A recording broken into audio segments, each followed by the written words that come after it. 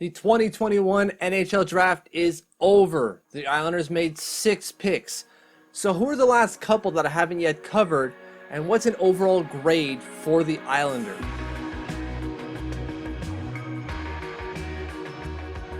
As always, hit that subscribe button, don't miss a video. Head over to @TLOMitch on Twitter, that's me. Don't miss any breaking information that I haven't yet covered here on the channel. I already covered on the channel who the Islanders picked with their second and third round pick. But who did they get with the fourth, fifth, sixth, and seventh round pick? And then at the end, how about we give them a grade for their efforts on the day? At fourth round, the Islanders selected Cameron Berg from the Muskegon Lumberjacks. Berg is a two-way center, I'm going to say, but puts up a lot of points. Had 58 points in 51 games for the Muskegon Lumberjacks, which is the same outfit, I'm going to call them, that produced Colin Adams, by the way. If you don't know who he is, he's a center in the Islanders system who should be playing at the, or will be playing at the AHL level this year. But Berg finished 7th in the league. He's overager, but 7th in production total with 58 points, and 7th in scoring as well. Like, this is a guy who put up points for a good program. So now he goes to the University of Nebraska Omaha for his college career, and we'll see where it goes from there. But there's good things and a lot of things to like from the center. With their 5th round pick, the Islanders selected Itul Lukas from TPS. It's the same team that had Ruslan Ishkakov last year.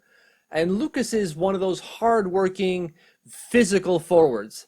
When I think of him and his type of game, all I could think of is Cal Clutterbuck. Physical, hits, gets under people's skins, and has a good enough shot and provides some production.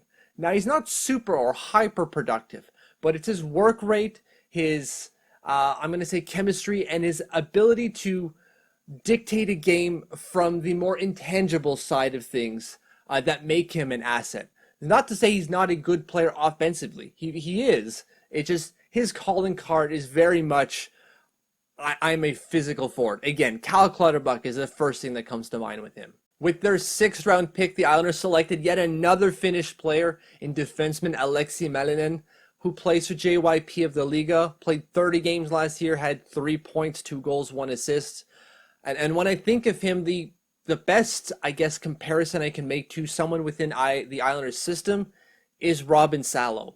Really, it really is. This is a offensive-minded defenseman who takes a lot of risks offensively, and it pays off most of the time. Not all the time, though. And when it doesn't, he leaves his team in a pretty dangerous position. Now, he can learn to hone that in going forward, and this is why he ended up where he did in the draft in the 6th round. But he also didn't play a lot of minutes for JYP last year. Like, there's some games where he averaged 14, maybe not average, but played 14, 15, even higher than that. But on the whole, it was lower. So next year is going to be a bigger year for him, where he'll take a step forward for JYP and play a few more minutes. Maybe average somewhere around 15 to 18 minutes a night. With their 7th round pick, the Islanders didn't go Finnish. They went Czech instead with defenseman Thomas Machu.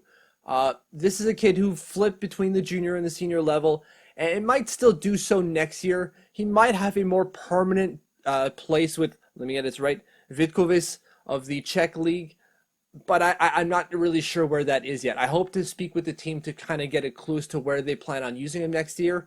But in terms of play, kind of like Mälinen, more offensive-minded, but more of a well-rounded guy, but leaning more towards the offensive side. When it comes to a grade, I would give the Islanders an A.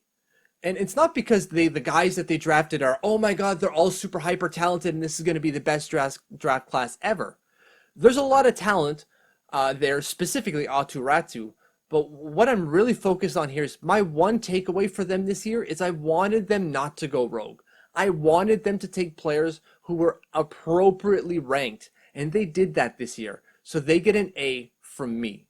But of course, this draft class will go wherever the direction Aatu Räty will go. If he turns out to be a top 6, top line center, done. This is a great golden A+ draft.